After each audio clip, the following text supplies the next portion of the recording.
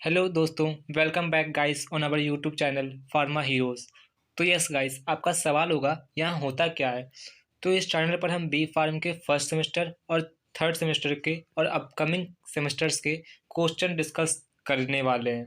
और उसके साथ साथ हम अभी स्ट्रैटेजी पर भी बात करेंगे गाइस कि हमारा क्या स्ट्रेटजी होना चाहिए जिससे कि हम AQ2 एग्ज़ाम्स में एवरेज मार्क्स स्कोर कर सकते हैं।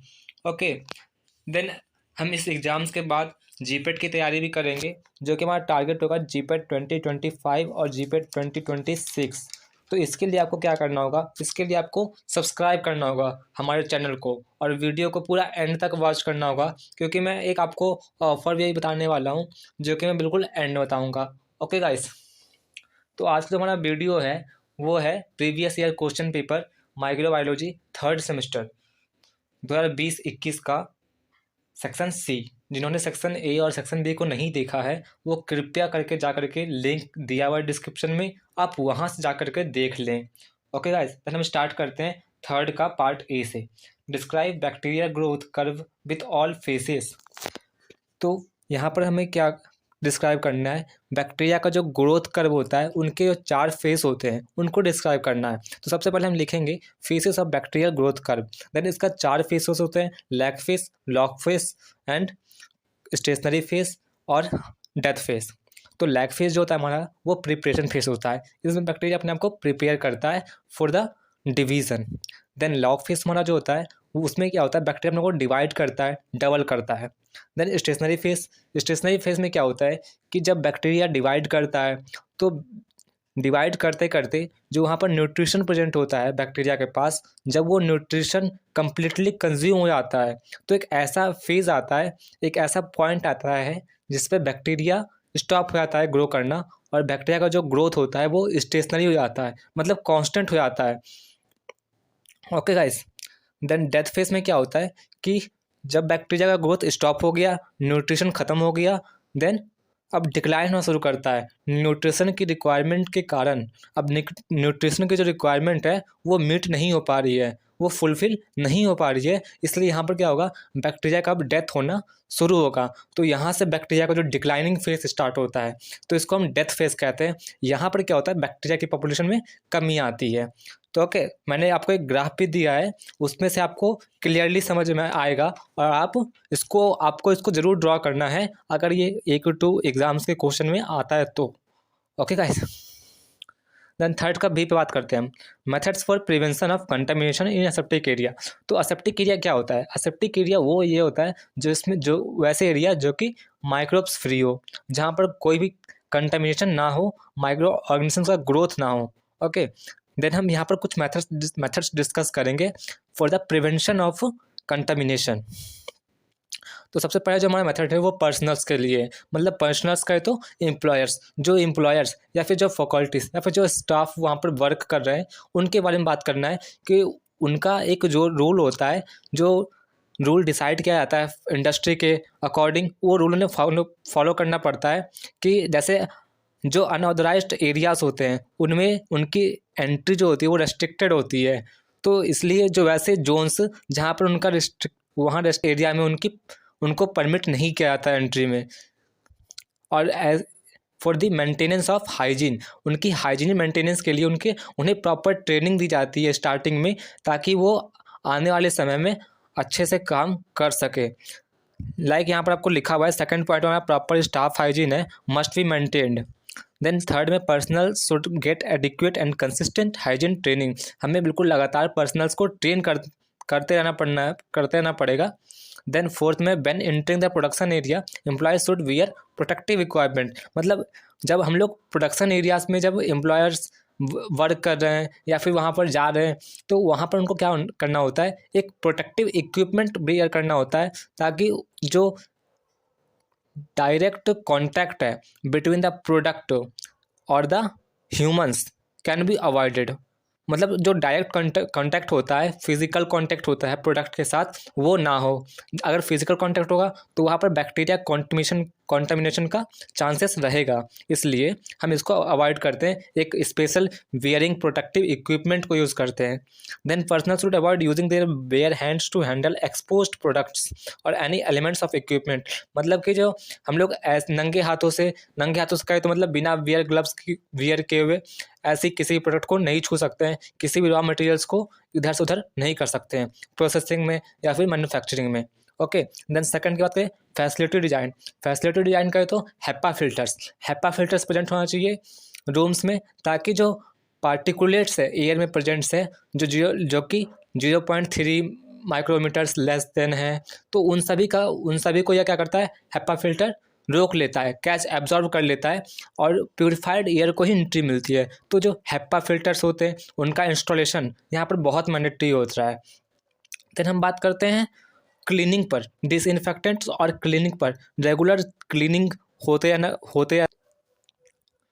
रेगुलर क्लीनिंग को देखा जाता है, मतलब with the help of chemical disinfectants और cleaning agents we regularly keep up checking the cleanliness of the room, कि मतलब कितना वो रूम कितना क्लियर है, उसमें कितना वेस्ट मौजूद है जो कि कंटामिनेट कर सकता है प्रोडक्ट को या फिर हार्म कर सकता है, माइक्रो ऑर्गेनिजम्स को एराइज कर सकता है। तो इसलिए हमें क्लीनिंग करना वहाँ पर बहुत इंपॉर्टेंट होता है। ओके, देन थर्ड का सी पे बात करते हैं, give principle construction working and application of moist heat sterilisation.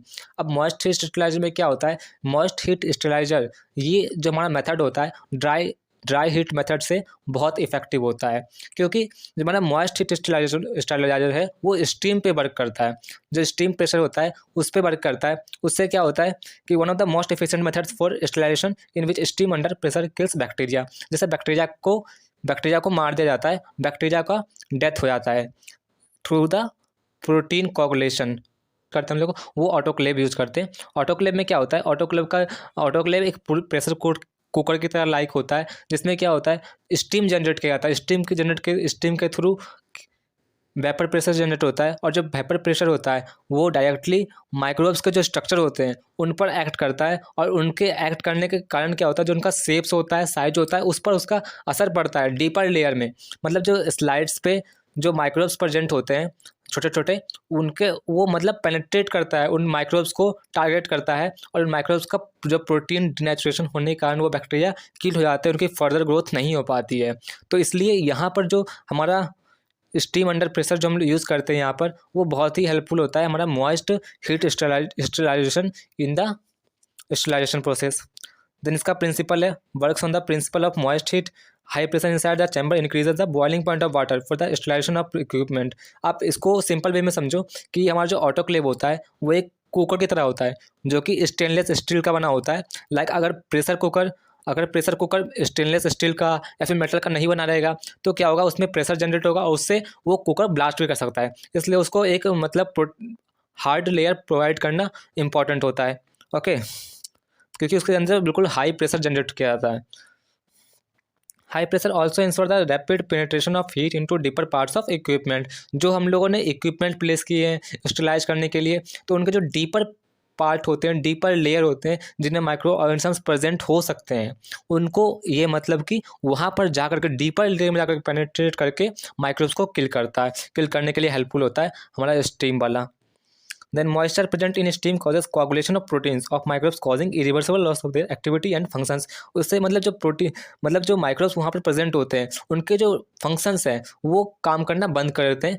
मतलब जब प्रोटीन कोआगुलेशन होता है उससे क्या होता है, मतलब जो वहाँ पर माइक्रोब्स प्रेजेंट होते हैं उनके जो स्ट्रक्चर्स होते हैं या फिर शेप्स होते हैं वो चेंज हो जाते हैं और मतलब वो इरिवर्सिबल होते हैं, मतलब वो दोबारा अपने शेप को रिगेन नहीं कर सकता है, और उनका जो उनका साइज है मतलब वो सब कुछ को अपने फंक्शंस को लॉस्ट कर देता है। ओके, मैंने यहाँ पर आपको एक डायग्राम भी दिखाया है, ये हमारा वर्टिकल वाला मैंने नहीं बनाया है, वर्टिकल वाला आप चाहो तो बना सकते हो, मैंने यहाँ पर हॉरिजॉन्टल बनाया है। ओके, हॉरिजॉन्टल में यहाँ पर डोर है, देन चैम्बर है, देन स्टीम सप्लाई, स्टीम जा रही है, और स्टीम जनरेटर है।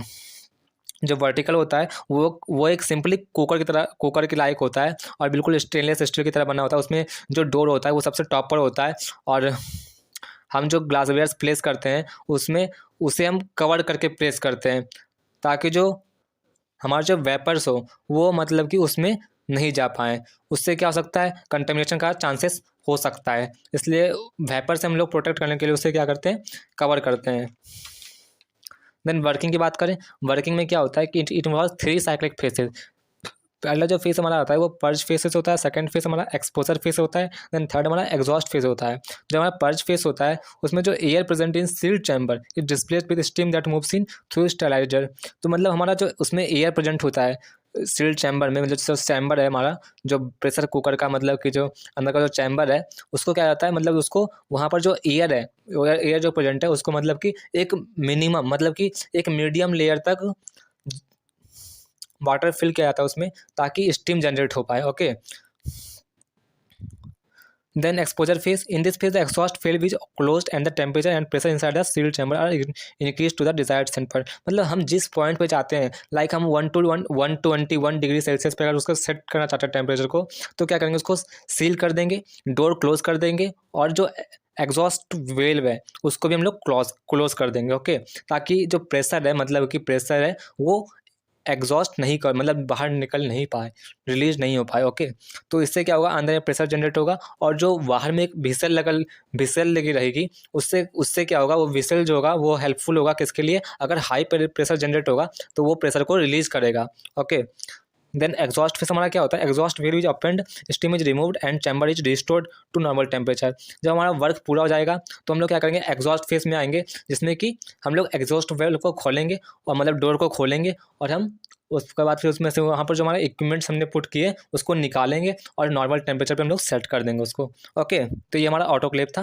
देन एप्लीकेशन की बात करें, autoclave operate at high pressure and temperature in order to kill microorganisms and spores. मैंने बताया आपको, इसमें हम लोग हाई टेम्परेचर पे बॉइलिंग करते हैं, स्टीम जनरेट करते हैं, जिससे कि वाटर वेपर प्रेशर क्रिएट होता है, और वाटर वेपर प्रेशर क्रिएट होने के कारण जो इक्विपमेंट्स के डीपर पार्ट्स में माइक्रोब्स प्रेजेंट होते हैं उनको पेनेट्रेट करता है, उनकी लेयर्स को पेनेट्रेट करता है, जिससे उनका जो प्रोटीन कोagulation होता है और इनको वो अपने फंक्शंस को लॉस्ट कर देते हैं। Okay, then they are use to contaminate certain biological waste and sterilize media instruments. What are the factors influencing disinfection. अब वैसे फैक्टर्स कौन कौन से हैं जो कि डिसइंफेक्शन को इन्फ्लुएंस करते हैं, मतलब अफेक्ट करते हैं। तो सबसे पहले हम बात करते हैं डिसइंफेक्शन होता क्या है। तो डिसइंफेक्शन वैसे वैसे एजेंट्स होते हैं जो कि हमें माइक्रोब्स फ्री करते हैं। लाइक मतलब कोई ऐसा एजेंट जिससे क्या हो रहा है, जिसको अप्लाई करने के बाद वो बिल्कुल असेप्टिक हो रहा है, वो एरिया असेप्टिकली माइक्रोब फ्री हो रहा है। ओके, देखो ये रहा, disinfection is the process of removing और destroying germs and lowering their population to a safe level. मैंने बताया आपको। Then antiseptics are substances that are used to disinfect in, मतलब एग्जांपल इसका एंटीसेप्टिक्स आता है, मतलब ऐसे सब्सटेंस, एंटीसेप्टिक्स वो सब्सटेंसेस होते हैं जिनसे क्या होता है, हम लोग जर्म्स को या फिर माइक्रोब्स को हटाते हैं। देन फैक्टर्स इन्फ्लुएंसिंग डिसइंफेक्शन, हमारा टेम्परेचर हो गया, तो there is a specific temperature beyond which disinfectant activity declines depending on material. मतलब एक उसकी टेम्परेचर कहें तो मतलब क्या होता है, जो हमारा डिसइंफेक्शन होता है वो कि उसकी मतलब एक पार्टिकुलर टेम्परेचर होता है, मतलब पार्टिकुलर टेम्परेचर वर्क करता है। लाइक अगर मटेरियल की जो मतलब मटेरियल हो गया, या फिर मतलब कि जो मतलब माइक्रोब्स पर डिपेंड करता है कि वो कितना रजिस्टेबल है। अगर वो ज़्यादा रजिस्ट कर रहा है तो हमारा जो डिसइंफेक्शन है वो सही तरीक़ा से उसको एलिमिनेट नहीं कर पाएगा। लाइक देन सेकंड हमारा आता है पीएच। पीएच क्या होता है, they are remain ionised and basic dyes acridine and quaternary ammonium compounds are the greatest activated basic pH. मतलब ये जो कंपाउंड्स है कुछ, उनके पास ग्रेटेस्ट एक्टिवेटेड बेसिक, मतलब ये बेसिक कंपाउंड्स होते हैं, और इनके पास मतलब जो बेसिक पीएच होता है उन पे एक्ट करते हैं, because they stay ionized at that pH. Okay, then concentration की बात करें, pace at which bacteria are killed varies rapidly with disinfectant concentration. मतलब कंसंट्रेशन में क्या होता है कि जो अगर डिसइंफेक्शन का जो कंसंट्रेशन है, जो डिसइंफेक्टेंट एजेंट हम यूज कर रहे हैं उनका कंसंट्रेशन हाई है, तो माइक्रोब्स को वो कंप्लीटली एलिमिनेट कर देगा। No chances of microbes are can be present there, मतलब वहाँ पर जो माइक्रोब्स का प्रेजेंट होने का चांसेस बहुत कम रहेगा। ओके, देन इवैल्यूएशन की बात करें, disinfectants used in hospitals and labs must be evaluated on a regular basis. मतलब वैसे लाइक फेनोल्स हो गया, फिनाइल्स हो गया, तो ये सब जो लैब्स में या फिर हॉस्पिटल्स में प्रेजेंट हो गया, तो मतलब ये भी जितने भी डिसइंफेक्टेंट्स लैब्स में हॉस्पिटल में प्रेजेंट होते हैं, इनका एक रेगुलर बेसिस पर हम लोग इवेल्युएट करते रहते हैं कि वो कितना इफेक्टिव है, मतलब कि टू लाइक मतलब to ensure their potency and efficacy, कि मतलब कितना कितना इफेक्टिवली वो काम कर सकते हैं, अपने वर्क को कंप्लीट कर सकते हैं. So it is necessary to evaluate their efficacy of certain disinfectants since they gradually lose their effectiveness with increased exposure to organic matter. Then third का ये भी बात करेंगे हम लोग, factors affecting spoilage of pharmaceuticals product. मतलब वैसे हमें हमें इसमें बताना है कि वैसे कौन कौन से फैक्टर्स हैं जिसके कारण जब हमारा फार्मा प्रोडक्ट्स हो गया, फार्मा प्रोडक्ट्स कहें तो मतलब डायरेक्ट कोई भी टैबलेट हो गया, पेंट्रल्स हो गया, इंजेक्शंस हो गया, या फिर मतलब आई प्रोडक्ट्स हो गया, तो ये सब कैसे डिस्ट्रॉय हो जा रहे हैं, मतलब स्पॉइल्स हो जा रहे हैं. तो इसमें सबसे पहले हम ये जानते हैं कि फार्मास्यूटिकल स्पॉइल्स होता है क्या है. तो मतलब कि फार्मास्यूटिकल स्पॉइल्स होता है मतलब किसी भी प्रोडक्ट्स का स्पॉइल होना, जो कि मतलब कि जो ह्यूमन के कंजम्पशन के लिए हार्मफुल है, उसका स्पॉइल होना या फिर डिटोरिएशन होना, deterioration of pharmaceutical product that is unusable for human consumption, human कंकल स्पॉइलेज कहते हैं. Okay, then pharmaceutical products can be get affected from a variety of sources including raw materials manufacture and storage. When such contaminated items are ingested they produce इनलेस. मतलब वैसे जब हम किसी भी कंटामिनेटेड आइटम्स को या फिर प्रोडक्ट्स को इंजेस्ट कर लेते हैं या अपने बॉडी पे या फिर स्किन पे अप्लाई करते हैं, तो हमारे बॉडी को, स्किन को वो बेकार मतलब हार्म करती है, और उससे क्या होता है, डिसीज़ अराइज हो सकता है या फिर हमें कोई बीमारियाँ हो सकती है. तो ये सब हमें चांसेस होते हैं होने के. देन यहाँ पर डिफरेंट डोसेज फॉर्म दिए गए हैं और उनके कंटेमिनेटिंग माइक्रोब्स दिए गए और उनका जो आउटकम होता है वो दिए गए. देन आई प्रोडक्ट से बात करें तो वैसे सही प्रोडक्ट जो कि आई के लिए बेनिफिशियल होता है, लाइक आई ड्रॉप्स हो गया.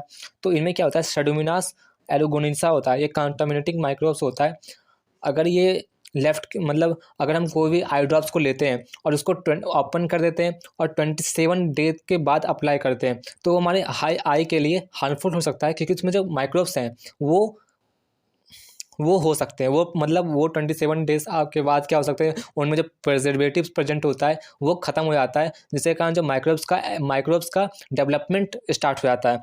तो उसमें जो सेडोमोनास ऑर्गेनेशा का डेवलपमेंट हो जाता है, जो कि हमारा आई इन्फेक्शंस के लिए ये कॉज के लिए रिस्पॉन्सिबल होता है. देन हम सेकंड बात करेंगे ointments and creams. Same gram negative bacteria organisms. Dormant infections. Dormant कहें तो मतलब जो डर्मल लेयर होती है, जो बॉडी की जो डर्मल लेयर होती है, डीपर लेयर होती है, वो उसकी इन्फेक्शंस करता है हमारा कौन, ऑइंटमेंट एंड क्रीम. अगर वो वैसे क्रीम्स या फिर ऑइंटमेंट्स जो कि मतलब कि बहुत उनका डेट जो है वो एक्सपायर हो गए होंगे, तो उनमें ग्राम नेगेटिव ऑर्गेनिजम्स का प्रेजेंस हो सकता है, वो डेवलप कर सकते हैं, इसलिए वो हमारे कंजम्पशन के लिए हार्मफुल है. Then tablets and capsules. Salmonella species. Salmonella infections होता है, लाइक मैंने बताया आपको कि वैसे मतलब अगर मान लो कोई इंसान है, कोई बंदा है जो कि एक्सपायर्ड टैबलेट ले रहा है या फिर कैप्सूल ले रहा है, तो उसमें हाई चांसेस रहती है कि उसे जो डिसीज़ नहीं है वो भी हो सकती है. Okay, then antiseptic solutions. Then third का एफ पे बात करते हैं, जो describe different types of sterility indicators for evolution of sterilization. तो यहाँ पर 3 मेन इंडिकेटर होता है. मतलब हम लोग यहाँ पर क्या करते हैं ना, जैसे स्टेरिलाइजेशन हमने किया तो उसका हम इवेल्युएट करने के लिए कुछ इंडिकेटर्स का इस्तेमाल करते हैं. लाइक कौन कौन से ऐसे इंडिकेटर्स हैं जो कि हेल्पफुल होते हैं for the identification of sterilization, मतलब कि स्टेरिलाइजेशन हुआ है कम्प्लीटली या फिर नहीं हुआ है, या फिर कितने माइक्रोऑर्गेनिजम्स ऐसे हैं जो वहाँ पर रह गए हैं, वायबल हैं, और कितने ऐसे हैं जो नॉन वायबल है, वहाँ पर प्रेजेंट है और नॉन प्रेजेंट है. तो हम लोग इसको आइडेंटिफाई करने के लिए हम लोग यहाँ पर कुछ इंडिकेटर्स यूज़ करते हैं. लाइक हमारा पहला जो है फिजिकल इंडिकेटर, उसमें क्या होता है, उसमें 2 टाइप का इंडिकेटर होता है, एक ड्राई हीट हो गया और एक मॉइस्ट हीट हो गया. तो इसमें हम क्या करते हैं ना, एक मास्टर टेम्परेचर रिकॉर्ड लेते हैं. मास्टर टेम्परेचर रिकॉर्ड एक इंस्ट्रूमेंट होता है जो कि मतलब कि एक मशीन के तैयार करते हैं, और उसको हम रेफरेंस की तरह यूज करते हैं for each batch temperature setting. मतलब टेम्परेचर सेटिंग के लिए हम लोग देखते हैं, सो काम में आता है हमारा. Then for each autoclave and any specific product the master process record is prepared, batch process record then used as a reference. मतलब हम लोग यहाँ पर क्या लेते हैं कि जो master process record, master temperature record है, इसको एक टेम्परेचर रेफरेंस के रूप में लेते हैं, और हर एक बैच के लिए हम लोग देखते हैं कि ये कितने टेम्परेचर पर इसका काम हो रहा है. ओके, ये हमारा ड्राई हीट और मॉइस्ट हीट के लिए आता है एग्जाम्पल इसके. देन बायोलॉजिकल इंडिकेटर्स में क्या होता है, ये हमारा सबसे ज़्यादा हेल्पफुल होता है माइक्रोब्स को किल करने के लिए. It involve depositing a suitable microorganisms on a carrier and placing it into a load. मतलब इसमें हम लोग क्या करते हैं ना कि किसी भी मतलब बायोलॉजिकल, आप समझ रहे हो नाम से कि हमारा स्पोर्स, कोई भी मतलब कि माइक्रो ऑर्गेनिजम्स का स्पोर्स हो गया, उसको क्या करते हैं, डिपॉजिट करते हैं on a carrier and placing it in load, मतलब लोड जो होता है ना, कोई मशीन हो गया उसमें क्या करना, मतलब जो हमें इक्विपमेंट स्लाइज करना है उसमें हम लोगों ने इसको प्लेस कर दिया स्पोर्ट्स को। Then after sterilisation the items are collected and examine for bio, मतलब उसके बाद फिर क्या करते हैं हम लोग, जब स्लाइजन के बाद हम लोग उसको निकालते हैं और उसको फिर एग्जामिन करते हैं कि मतलब वहाँ पर जो माइक्रोन्यूट्रिएंट्स है वो प्रेजेंट है कि या निकल गया है।